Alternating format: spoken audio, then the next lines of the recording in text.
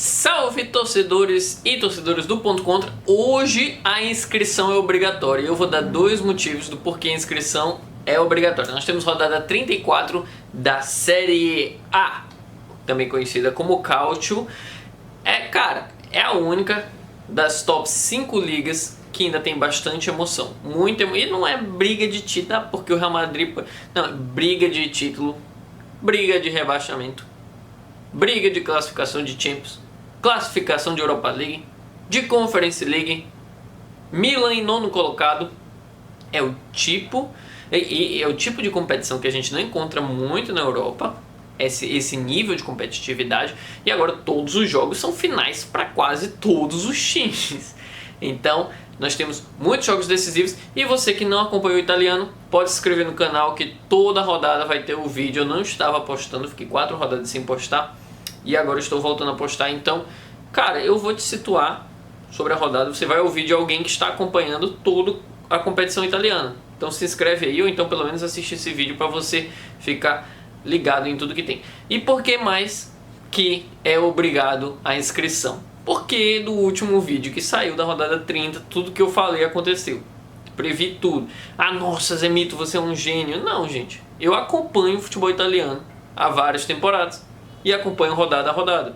Então é mais fácil para mim saber. E para você que não tem esse tempo ou não tem esse interesse, mas quer informação, aqui é o canal, cara. Aqui é o canal. Então vamos lá, começando pelo nosso cardápio do dia de hoje. A gente vai ter Veneza 0, Milan 2, Inter 0, Roma 1, Juventus 2, Monza 0, Atalanta 1 contra o Lecce e Napoli 2, Torino 0. Repara que alguns nomes que eu falei são de pouca expressão, mas mesmo assim você vê que alguns resultados são difíceis. E é isso que a gente vai falar. Começando, é claro, pela classificação da nossa querida Série A. O líder atualmente é o Napoli, só depende dele mesmo para ser campeão, 74 pontos. E aí vem em segundo colocado, 71 pontos, a Inter, que está brigando pelo título. Só esses dois que estão brigando, tá? A gente vai ter 2 vagas de Champions e os seguintes times estão brigando: Atalanta com 65, Juventus com 62, Bologna com 61, Roma com 60, Napoli com 60, Fiorentina com 59. E aí a gente tem do segundo ao oitavo colocado. E nono colocado a gente tem o Milan com 54 pontos, que pode conseguir uma vaga de Europa League, ou então ele pode ganhar a Copa Itália contra o Bologna e conseguir essa vaga de Europa League. Beleza? Vamos começar falando sobre Veneza 0 e Milan 2. Vamos lá. O Milan vem de uma vitória de 3-0 contra a Inter, ganha muito mais confiança. E é claro, tem que ser falado o que é falado aqui no Ponto Contra há muito tempo, que o Milan precisava dessa formação aqui de 3 zagueiros. Por quê? Porque o Milan ele não consegue construir bastante. Ele tem um lateral que não defende bem, Theo Hernandes. Ele não tem meio atacante na elenco. Cara, o Milan, foca aqui em mim, deu uma desfocada aqui. O Milan, ele tá há 2 temporadas sem meio atacante e ele insiste numa formação com meio atacante. O último meio atacante que passou no Milan foi o Brahim Dias. Então aqui a gente exclui o meio atacante, a gente dá mais espaço para os volantes, que aí o Reinders tem todo esse campo aqui para tanto defender, apoiar e atacar. E aí a gente deixa a parceria do Rafael Leão com o Theo Hernandes aqui. E também a gente aumenta as tarefas defensivas dividido por 5 jogadores. Parece simplesmente a fórmula perfeita para resolver todos os problemas que o Milan tinha. Só que a gente demorou muito tempo para chegar nessa formação, né? Na verdade chegou até tarde demais, porque o Milan não vai mais para Champions, não pode mais ir para Champions. Desde que adquiriu esta formação, o time tem 4 jogos, 3 vitórias e 1 derrota. A derrota foi para a Atalanta, que está brigando pela vaga da Champions, e foi um jogo muito difícil. A Atalanta é um time bem mais consolidado do que o que é esse Milan, então eu nem diria que é um fracasso perder de 1-0 para a Atalanta. Mas essa formação está excelente. 2-0 em cima do Veneza. Na casa do Veneza é um jogo muito difícil. O Veneza dificilmente toma mais do que 2 gols na casa deles contra adversários grandes. O próprio Napoli recentemente deu uma briga danada. Agora eu não lembro se ganhou de 1-0 ou se empatou de 0-0. Mas é difícil jogar na casa do Veneza porque é um candidato a rebaixamento. E aí quando chega um time grande, ele se defende bem, ele está em casa, tem o apoio da torcida. A torcida, cara, o time veio da segunda divisão, não tem nenhuma expectativa de grandes transferências. E tá lá, a torcida todinha balançando a bandeirola lá. É simplesmente incrível a beleza do campeonato italiano, né?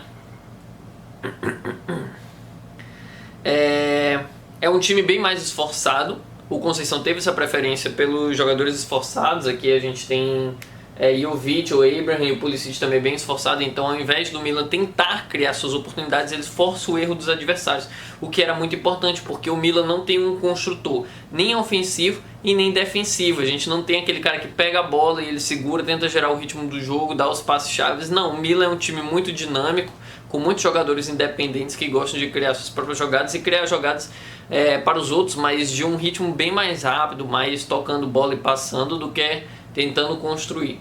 Então, essa formação ajuda também nesse estilo de jogo. Mas um detalhe que eu até anotei aqui, cara, se o Morata ainda tivesse nesse time pro Conceição, eu acho que ele gostaria de usar e usaria bem. Gols de Pulisic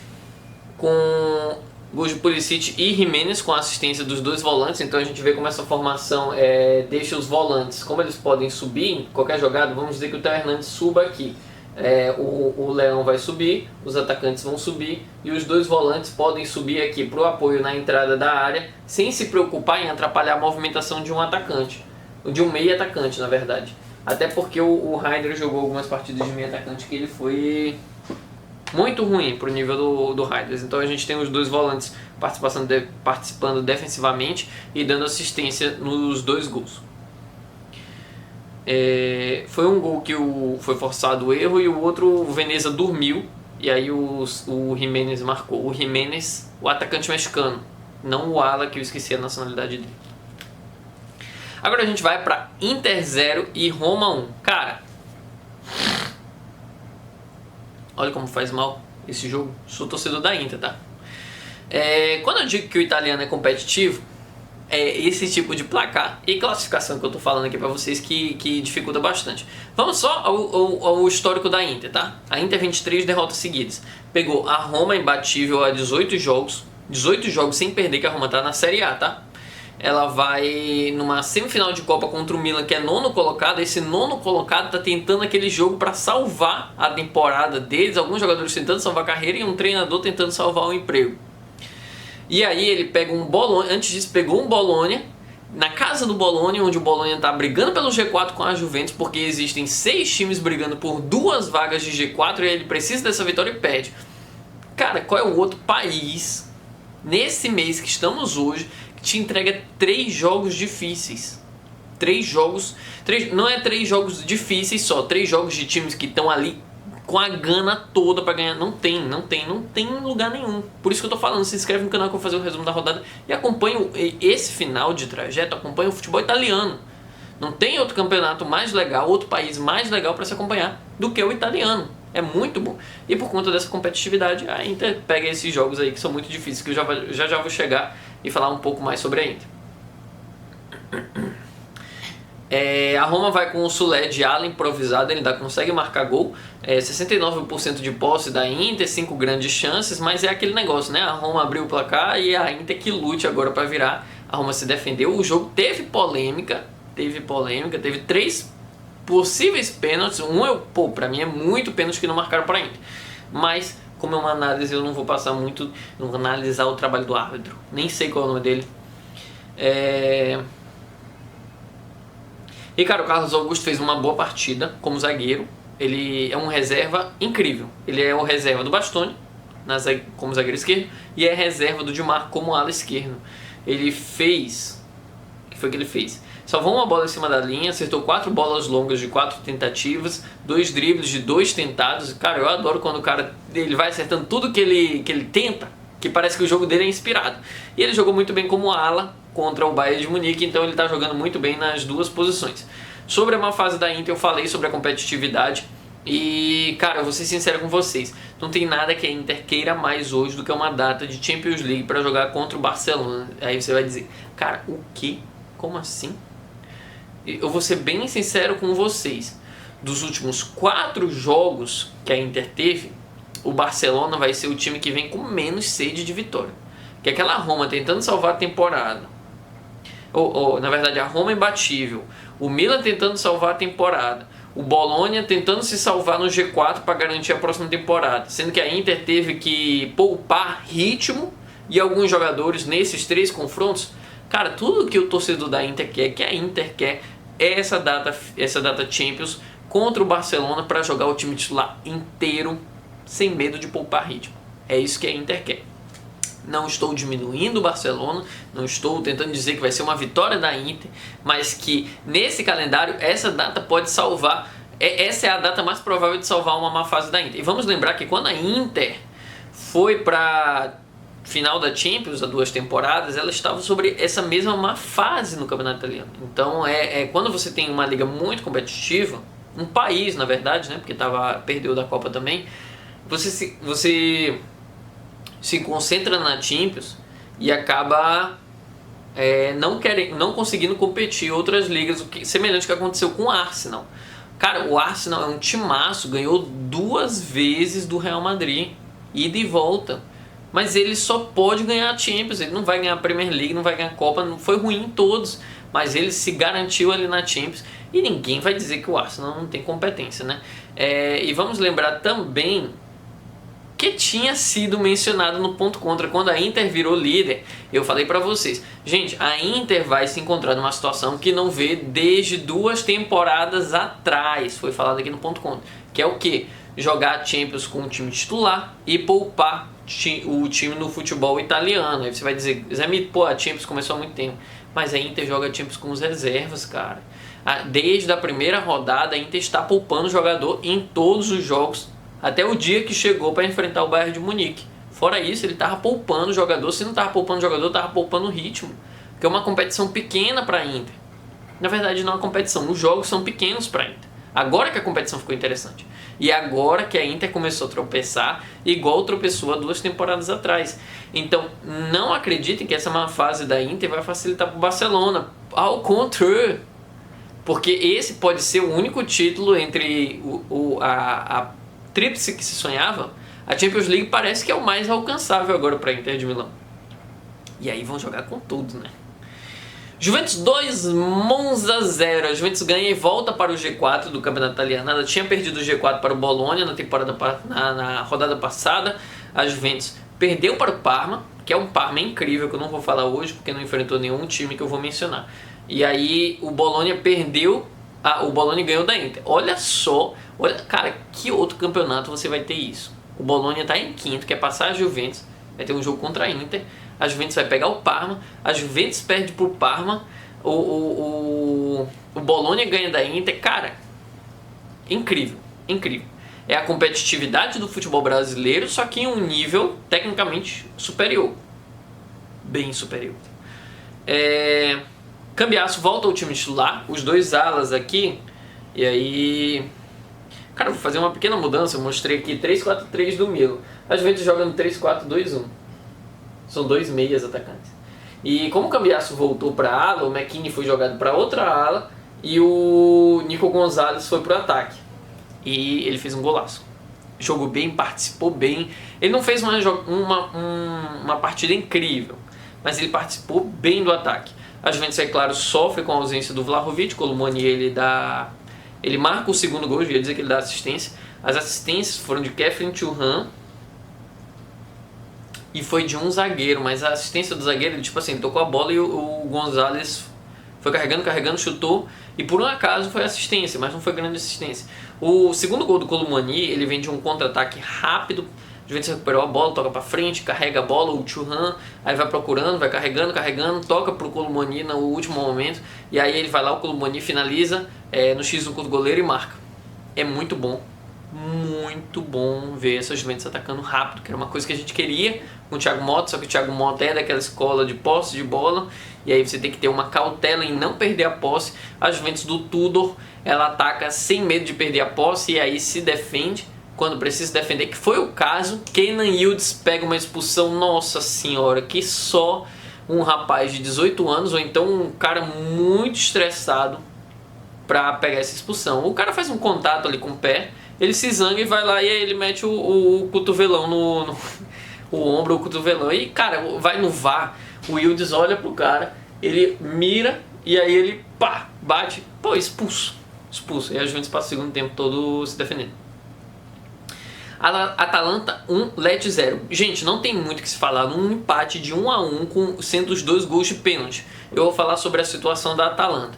Cara, o Gasperini deve sair, o Lookman quer sair por temporadas incríveis de jogadores individuais. Retegui e Ederson talvez saiam, e por uma grande promessa que chamou algumas atenções jogando pela Champions League, Charles de Ketelaere também vai ser um jogador difícil de se segurar.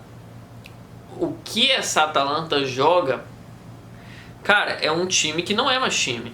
Esse time tá muito quebrado, é um time que não pensa, acho que pensa muito pouco na próxima temporada para estar brigando por uma vaga de Champions. É o terceiro colocado, mas é capaz de ficar fora desse G4, porque como eu falei, são 2 times que podem sair do G4 e embaixo desses 2 times tem 4 times querendo essas vagas. E eu gostaria mesmo que a Atalanta não pegasse uma dessas vagas. Eu gosto muito do time, a Atalanta de Bergamo, também conhecido como Adea, eu adoro, cara, mas me parece que temporada o time vai desmontar demais. E para esse time ir para Champions e fazer igual foi o Bologna na Champions, é melhor nem ir. É melhor deixar o Bologna aí, que o Bologna tá mais estruturado.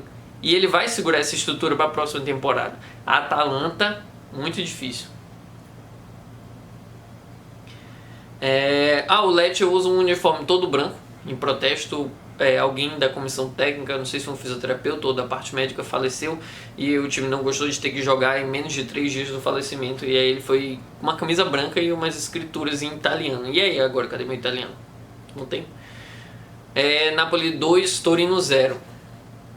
Cara, o que é um treinador que sabe usar as valências de um jogador? Eu estou falando de Antônio Conte usando Scott McTominay. Incrível, McTominay marca o doblete. Isso porque o Napoli... eu vou demorar um pouquinho porque eu vou ter que fazer uma linha de 4 defensores aqui. Mas o Napoli, como ele usa o Lukaku, e o Lukaku, caramba, é uma grande referência. Quando o Lukaku sobe aqui, ele puxa todos os zagueiros para ele. Você tem um meio campista como o McTominay, que ele se movimenta, cara, ele se movimenta de uma forma que centroavante sente inveja do McTominay, porque a inteligência dele de se posicionar é incrível, e é claro, o nível de finalização dele dentro da área é um negócio absurdo. A gente não vai ver ele chutando de fora da área, mas a finalização de centroavante mesmo, e o movimento de centroavante, cara, ele põe inveja para muito atacante mesmo. O Napoli jogou com a ausência de David Neres, estava machucado. Importante lembrar que o Napoli não tem 2 pontas além de Neres e Politano se um deles se machuca. O Conte tenta manter o 4-3-3, o 4-3-3, porém, o que vai acontecer? Dessa vez foi Spinazzola aqui de lateral que virou ponta, mas o que não é um grande defeito, porque o cruzamento acaba sendo uma mais-valia para o Napoli, mesmo que seja rasteiro alto, porque tem Lukaku, McTominay e Zambanguissá entrando ali dentro da área. McTominay agora tem 11 gols e 2 assistências, mais participação para gol do que todos os atacantes do Manchester, individualmente. Então a gente vê o que é um jogador sendo bem treinado. Agora o Napoli só depende dele mesmo para ser campeão. Ele vai ter um jogo contra o Lecce, o Gênova, o Parma. Esse jogo do Parma é muito difícil, e aí, cara, eu acho que eu quase certeza que vai perder pontos nesse jogo. Quando eu falo perder ponto, pode ser um empate, tá? E o jogo contra o Cagliari. Sobre o Parma, só para terminar aqui, o Parma ele vem numa sequência de enfrentar Inter, Fiorentina, Juventus e Lazio. 4 jogos difíceis de 4 times que estão brigando para ser campeão, estão brigando para ganhar a vaga de Champions League. E ele teve 3 empates e 1 vitória. É muito grande, muito expressivo esse número, até porque o Napoli sem o David Neres não é mais time do que a Inter e não é mais time do que a Fiorentina. Talvez seja o mesmo nível da Juventus e Lazio, e o Parma tá muito fácil, a forma como tá jogando o Parma, muito fácil mesmo. Bom, galera, o vídeo foi esse. Deixe seus comentários aí sobre a Série A, o Calcio, o campeonato italiano, e valeu, essa moral, torcida. Tchau!